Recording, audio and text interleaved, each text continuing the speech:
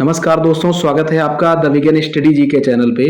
दोस्तों, UP home guard के लिए लगातार मॉडल पेपर कराए जा रहे हैं, जिससे आप जो भी चीज़ें सीखे हैं पहले से, उनकी ज़्यादा से ज़्यादा प्रैक्टिस हो सके और जितना बेहतर आपकी प्रैक्टिस होगी, उतना बेहतर आप स्कोर वहाँ पे एग्ज़ाम्स में कर पाएँगे।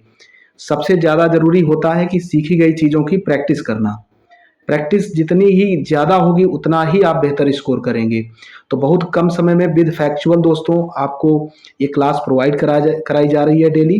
तो आप इस क्लास से अभी तक नहीं जुड़े हों तो चैनल को सब्सक्राइब करके आप चैनल से ज़रूर जुड़ें। और प्लेलिस्ट दोस्तों इसकी अलग से बना दी गई है, जिसमें आप जा करके अभी तक जितने भी मॉडल्स पेपर कराए गए हैं उनको आप देख सकते हैं। और सारे मॉडल्स पेपर में जो भी क्वेश्चंस कराए गए हैं वो कहीं न कहीं किसी न किसी एग्ज़ाम से रिलेटेड हैं, पूछे गए हैं और उससे जो भी उसके आस-पास का डेटा है वो भी कलेक्ट करके साथ में आपको करा दिया गया है। तो आप उन सभी क्लासेस को भी चैनल पे विज़िट करके ज़रूर देख सकते हैं और देखना भी आपको चाहिए, क्योंकि इस समय सबसे ज़्यादा इम्पोर्टेंट समय आपका है और इस समय प्रैक्टिस की बहुत ज़्यादा आवश्यकता है। तो आप बिल्कुल भी टाइम वेस्ट ना करें और अभी भी आपके पास समय है, आप चाहें तो बेहतर स्कोर एग्ज़ाम में कर सकते हैं। लेकिन अब यदि आप लापरवाही करते हैं तो एग्ज़ाम आपके बिल्कुल हाथ से निकल जाएगा। तो आप लग जाइए दोस्तों, बिना आलस्य किए हुए। तो आइए चलते हैं आज की अपनी क्लास की ओर बिना किसी देरी के। आज का पहला प्रश्न आपके सामने है दोस्तों। हड़प्पा सभ्यता के एक स्थल लोथल की खुदाई किसके नेतृत्व में की गई? तो हड़प्पा सभ्यता का जो लोथल स्थान है दोस्तों, उसकी खुदाई किसके नेतृत्व में की गई थी, ये आपसे पूछा जा रहा है।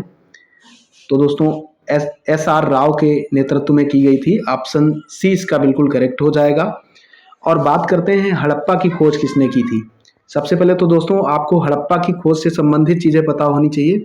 हड़प्पा सभ्यता जो दोस्तों है, इसको एक और नाम से जानते हैं, सिंधु घाटी की सभ्यता। किस नाम से जानते हैं? सिंधु घाटी की सभ्यता के नाम से भी इसको जाना जाता है। तो ये भी आपको याद रखना है। और इसके अलावा दोस्तों सिंधु घाटी की सभ्यता की खोज किसने की थी? तो 1921 में दोस्तों दयाराम साहनी के द्वारा इसकी खोज की गई थी। और ये जो हड़प्पा सभ्यता है ये दोस्तों रावी नदी के तट पर है। ये किस नदी के तट पर है पूछा जाता है? रावी नदी के तट पर है। और वर्तमान में दोस्तों ये पाकिस्तान का जो पंजाब प्रांत है वहाँ पे स्थित है। तो ये सभी फैक्ट्स आपको याद रखने हैं और इस क्वेश्चन का राइट आंसर है दोस्तों एस आर राव। आगे बढ़ते हैं अगले क्वेश्चन की ओर। अगला क्वेश्चन आपके सामने है, निम्न में से किस शासक की मृत्यु उसके पुस्तकालय की सीढ़ियों से गिरकर हुई थी? तो दोस्तों इसमें मुगल शासक हुमायूं की मृत्यु पुस्तकालय की सीढ़ियों से गिरकर हुई थी। लेकिन हुमायूं से जुड़े हुए जो भी क्वेश्चन है वो आपको दोस्तों इसी क्वेश्चन में हम बता देंगे जो इम्पोर्टेंट हैं। हुमायूं की दोस्तों किस पुस्तकालय की सीढ़ियों से गिरकर मृत्यु हुई थी? सबसे पहला तो यही क्वेश्चन पूछा जाता है। तो वो पुस्तकालय है दीने पनाह। उसका नाम भी आपको याद रखना है। दीने पनाह नामक पुस्तकालय से गिरकर मृत्यु हुई थी। लेकिन दोस्तों और इंटरनल जाएं तो उस सीढ़ियों का नाम भी पूछा जाता है। तो शेर मंडल नामक सीढ़ियां थी। शेर मंडल नामक सीढ़ियों से गिर करके इसकी मृत्यु हुई थी। तो ये आपको याद रखना है। हुमायूं के दोस्तों प्रसिद्ध जो अभियान युद्ध थे हुमायूं के कार्यकाल के, वो भी आपको याद कर लेना है। सबसे पहला अभियान दोस्तों इसका था कालिंजर अभियान। कालिंजर जो आक्रमण है वो सबसे पहला इसका सैन्य अभियान था। 1531 में हुमायूं के द्वारा दोस्तों किया गया। तो ये आपको याद रखना है। उसके बाद दोस्तों चौसा का युद्ध बहुत पूछा जाता है। तो ये 26 जून विद डेट आपको दोस्तों याद रखना है। 26 जून 1539 में हुआ था चौसा का युद्ध, जिसमें शेरशाह से हुमायूं हार गया था। इसके बाद में बिलग्राम का युद्ध कब होता है? तो 1540 में दोस्तों, जस्ट इसके एक साल बाद बिलग्राम का युद्ध होता है। ये भी दोस्तों शेरशाह और हुमायूं के बीच लड़ा गया था, जिसमें हुमायूं ने शेरशाह को पराजित कर दिया था। और ये जो बिलग्राम का युद्ध था दोस्तों, ये निर्णायक युद्ध था। इसमें शेरशाह ने जब हराया हुमायूं को तो हुमायूं दोस्तों जान बचा के भाग गया था और 15 वर्षों तक लगभग उसने निर्वासित जीवन व्यतीत किया था। उसके बाद दोस्तों क्या होता है, एक युद्ध और आपको याद रखना है, सरहिंद का युद्ध। ये सरहिंद का युद्ध दोस्तों एकदम निर्णायक युद्ध कह सकते हैं ये भी था, क्योंकि इस युद्ध में शेरशाह, इससे पहले शेरशाह की मृत्यु हो जाती है और शेरशाह का जो उत्तराधिकारी था उसके बीच और हुमायूं के बीच युद्ध होता है। और पुनः दोस्तों हुमायूं कमबैक करता है और इसमें हुमायूं की जीत होती है और ये युद्ध 1555 ईस्वी में लड़ा गया था। उसके बाद से पुनः दोस्तों मुगल शासनकाल यहाँ से स्टार्ट हो जाता है। तो ये सारे फैक्ट्स थे जो मैंने आपको बता दिया है, आपको याद रखना है क्योंकि ये सभी जरूरी हैं। एक क्वेश्चन और दोस्तों बता रहे हैं आपको, ये जो हुमायूं था, हुमायूं के समय के प्रसिद्ध चित्रकार आपको याद रखना है कौन थे। तो हुमायूं के समय प्रसिद्ध चित्रकार थे सैयद अली और दोस्तों अब्दुल समद। ये दोनों प्रसिद्ध चित्रकार थे हुमायूं के कार्यकाल के। तो ये भी पूछा जाता है, आप याद रखिएगा। अगले क्वेश्चन की ओर बढ़ते हैं। अगला क्वेश्चन है, चंद्रशेखर आजाद मुठभेड़ में कहाँ शहीद हुए थे। चंद्रशेखर आजाद दोस्तों मुठभेड़ में इलाहाबाद, जो कि वर्तमान में प्रयागराज है, वहां पे शहीद हुए थे। डेट आपको याद रखना है, 27 फरवरी 1931 का दोस्तों समय था और इलाहाबाद के आल्फ्रेड पार्क में ये शहीद हुए थे। कौन सा पार्क है दोस्तों? आल्फ्रेड पार्क, जिसमें ये शहीद हुए थे। तो ये भी आपको याद रखना है। इनका दोस्तों प्रसिद्ध कथन दिया गया है, इसको भी पढ़ लेते हैं। दुश्मनों की गोलियों का सामना हम करेंगे, आज़ाद हैं और आज़ाद ही रहेंगे। ये दोस्तों इन्होंने कहा था और ये चित्र में भी आप देख सकते हैं। 23 जुलाई 1906 से 27 फरवरी 1931 तक ये दोस्तों रहे थे। 27 फरवरी 1931 को शहीद हो गए थे आल्फ्रेड पार्क में। आगे बढ़ते हैं अगले क्वेश्चन की ओर। द इंडिपेंडेंट समाचार पत्र या पत्रिका के संस्थापक कौन थे? तो द इंडिपेंडेंट समाचार पत्र के संस्थापक मोतीलाल नेहरू जी थे। ऑप्शन डी इसका बिल्कुल करेक्ट हो जाएगा। और इसकी स्थापना दोस्तों इलाहाबाद में की थी। कहाँ की गई थी? इलाहाबाद में इसकी स्थापना की गई थी। लेकिन दोस्तों इस क्वेश्चन से जुड़ा एक क्वेश्चन और आपको याद रखना है, भारत का पहला समाचार पत्र कौन था? तो भारत का दोस्तों पहला समाचार पत्र था बंगाल गजट। कौन था? बंगाल गजट पहला समाचार पत्र था। और इसकी स्थापना कब होती है? तो 29 जनवरी दोस्तों 1780 में इसकी स्थापना होती है। और संस्थापक इसका कौन था? इसका संस्थापक दोस्तों जेम्स ऑगस्टस हिक्की था। जेम्स ऑगस्टस हिक्की, इन्होंने दोस्तों इसकी स्थापना की थी। और कहाँ से दोस्तों पूछा जाता है? तो कोलकाता से इस समाचार पत्र को शुरू किया गया था। समाचार पत्र की यदि भाषा पूछी जाए तो अंग्रेजी भाषा में यह समाचार पत्र निकाला गया था। ये भी आपको साथ में याद कर लेना है। आगे बढ़ते हैं अगले क्वेश्चन की ओर। भारत का सबसे ऊंचा बांध कौन सा है? भारत का सबसे ऊंचा बांध दोस्तों, बांध की वीडियो में आपको पढ़ा चुके हैं हम। टिहरी बांध है, जो कि दो नदियों के संगम पर स्थित है। कौन सी दो नदी हैं वो भी आपको याद रख लेना है दोस्तों। भागीरथी और दोस्तों भीलांगना, ये दोनों नदियां हैं जिनके संगम पर टिहरी बांध उत्तराखंड में दोस्तों स्थित है। ये भी आपको याद रखना है। आगे बढ़ते हैं अगले क्वेश्चन की ओर। अगला क्वेश्चन आपके सामने है, जोजिला दर्रा किसे जोड़ता है? तो जोजिला दर्रा आपसे पूछा गया है दोस्तों, किसको जोड़ता है? तो ये दोस्तों लद्दाख का जो लेह है और जम्मू कश्मीर का श्रीनगर, इन दोनों शहरों को आपस में जोड़ता है। ऑप्शन डी इसका बिल्कुल करेक्ट हो जाएगा। ऑप्शन में कभी दोस्तों यदि श्रीनगर और कारगिल है तो वो भी करेक्ट है, उसको भी आप याद रखिएगा। आगे बढ़ते हैं अगले क्वेश्चन की ओर। अगले क्वेश्चन को दोस्तों पढ़ाने से पहले आप देखिएगा, इसमें दोस्तों सभी जो दर्रे हैं प्रमुख वो दिए गए हैं। आप कम समय में इनको भी पढ़ लीजिएगा। जैसे जम्मू कश्मीर में दोस्तों आपको याद रखना है, जोजिला दर्रा है, पीर पंजाल है, कराकोरम है, बनिहाल और बुर्जिल दर्रा, ये दोस्तों जम्मू कश्मीर में है।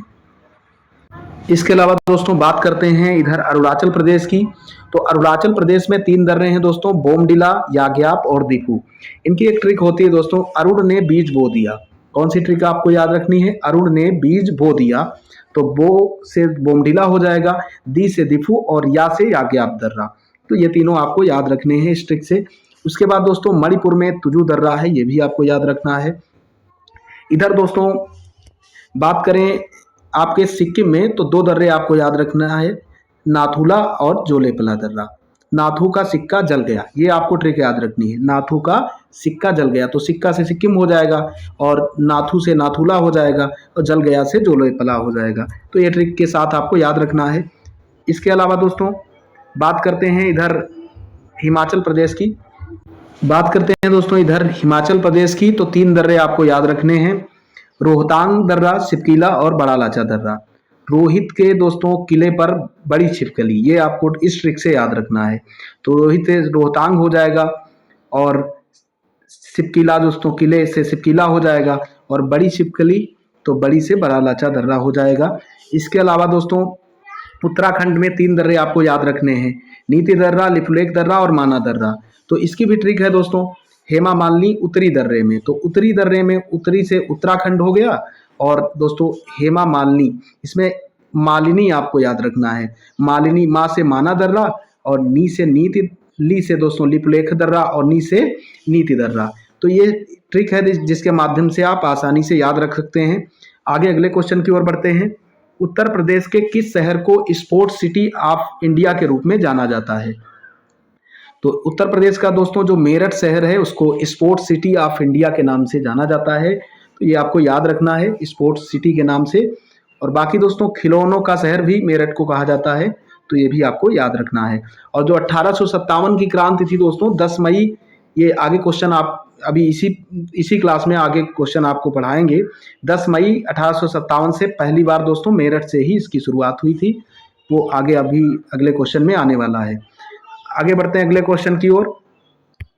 अगला क्वेश्चन आपके सामने है, भारत रत्न पुरस्कार की स्थापना किस वर्ष की गई? तो ये बहुत इंपॉर्टेंट क्वेश्चन है दोस्तों।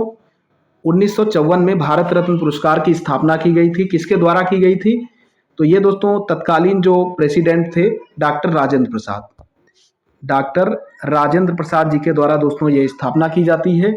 उस समय के जो राष्ट्रपति थे 2 जनवरी दोस्तों 2 जनवरी 1954 में। इससे ज़्यादा दोस्तों इम्पॉर्टेंट एक क्वेश्चन ये है कि ये सर्वप्रथम कितने लोगों को पुरस्कार दिया गया था और वो कौन कौन से लोग हैं? तो सबसे पहले स्थापना होती है दोस्तों, स्थापना के बाद 3 लोगों को ये पुरस्कार दिया जाता है। उसमें दोस्तों चक्रवर्ती राजगोपालाचारी थे, राजगोपालाचारी। और इसके अलावा दोस्तों दूसरा नाम आता है सीवी रमन का, सीवी रमन थे दोस्तों।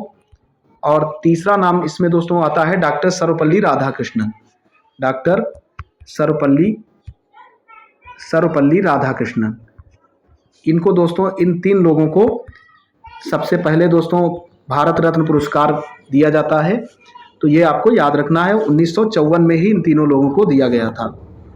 आगे बढ़ते हैं दोस्तों अगले क्वेश्चन की ओर। अगला क्वेश्चन आपके सामने है, उत्तर प्रदेश में होमगार्ड्स का संगठन का मुख्यालय कहाँ स्थित है? तो उत्तर प्रदेश में होमगार्ड संगठन का मुख्यालय दोस्तों लखनऊ में स्थित है। ऑप्शन 20 का बिल्कुल करेक्ट हो जाएगा। होमगार्ड से संबंधित दोस्तों अधिनियम कब आया था ये आपको याद रखना है। इसका दोस्तों एक्ट जो है वो 1963 में आया था। और दोस्तों इसकी स्थापना की यदि बात की जाए तो स्थापना इसकी पहले हो जाती है 1962 में और अधिनियम आता है 1963 में। आगे बढ़ते हैं अगले क्वेश्चन की ओर। संयुक्त राष्ट्र के किस अंग को दुनिया का पुलिसमैन कहा जाता है?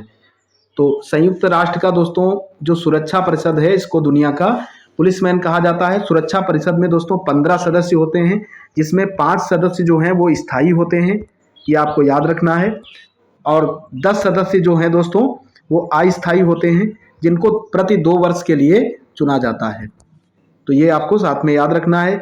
इसके अलावा दोस्तों आप देख रहे हैं संयुक्त राष्ट्र महासभा, ऑप्शन ए में है। महासभा को क्या कहा जाता है? विश्व का संसद कहा जाता है। महासभा को दोस्तों विश्व का संसद कहा जाता है, ये भी साथ में आपको याद कर लेना है। यूएनओ की बात करते हैं दोस्तों, ये सभी यूएनओ का संयुक्त राष्ट्र संघ का पार्ट हैं। तो यूएनओ की स्थापना कब हुई थी ये भी पूछा जाता है। तो 24 अक्टूबर 1945 में दोस्तों द्वितीय विश्व युद्ध के बाद इसकी स्थापना होती है। और मुख्यालय की बात करते हैं तो मुख्यालय इसका दोस्तों कहाँ पे है? न्यूयॉर्क में है। एक क्वेश्चन और यहाँ से आपको याद करना है जो कि पूछा जाता है, अंतर्राष्ट्रीय न्यायालय का मुख्यालय कहाँ है?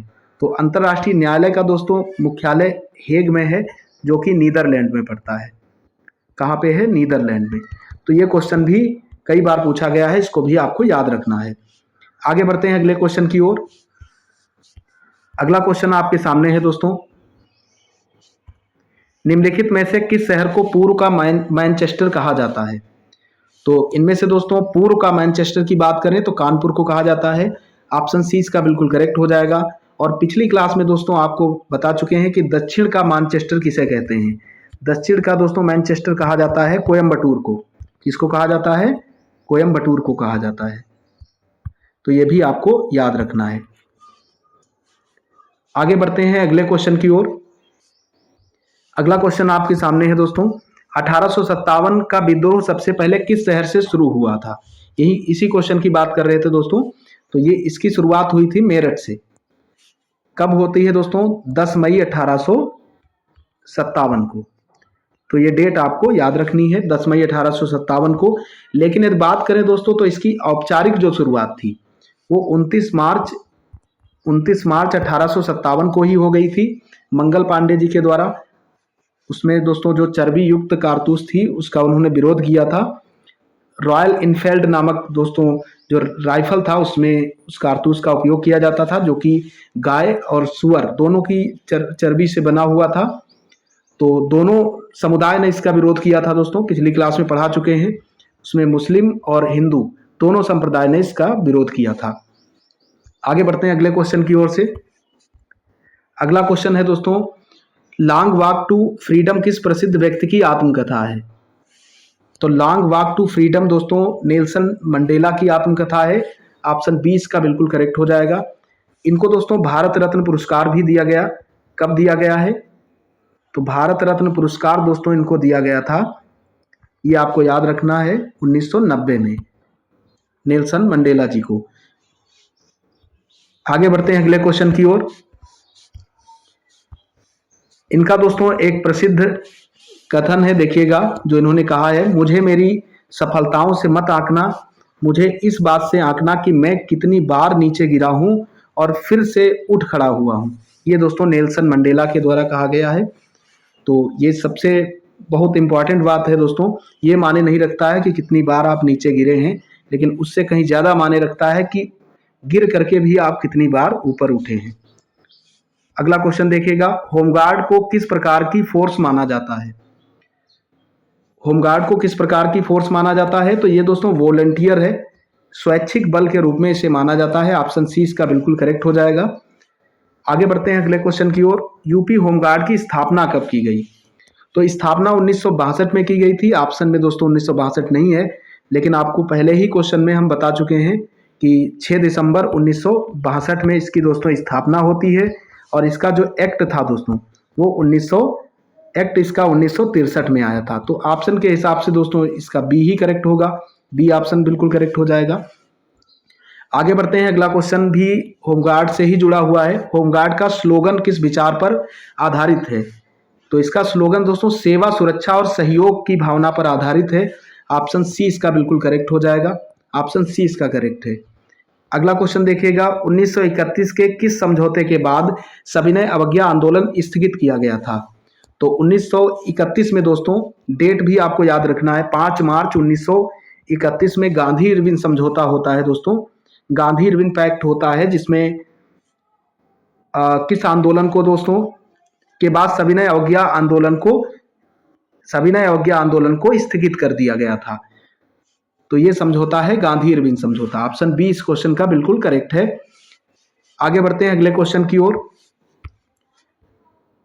अगला क्वेश्चन आपके सामने है, कंप्यूटर डेटा की सबसे छोटी इकाई क्या है? तो कंप्यूटर डेटा की सबसे छोटी इकाई दोस्तों क्या होती है? बिट होती है। ऑप्शन ए इसका बिल्कुल करेक्ट हो जाएगा। और 8 बिट बराबर दोस्तों क्या हो जाता है? 8 बिट बराबर 1 बाइट होता है।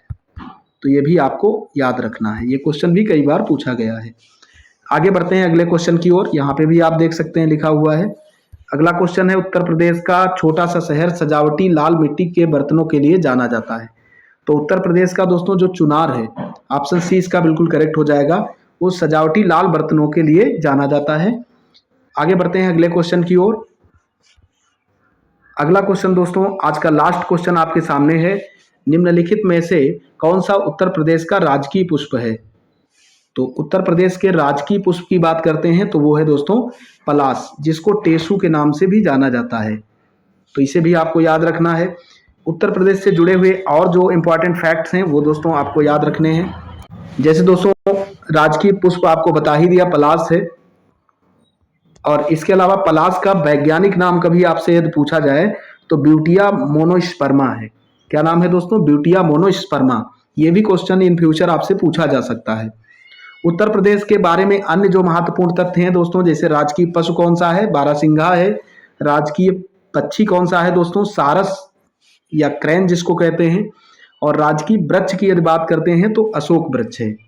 तो ये सारे क्वेश्चंस रिपीट होते हैं, इनको आप याद रखिएगा।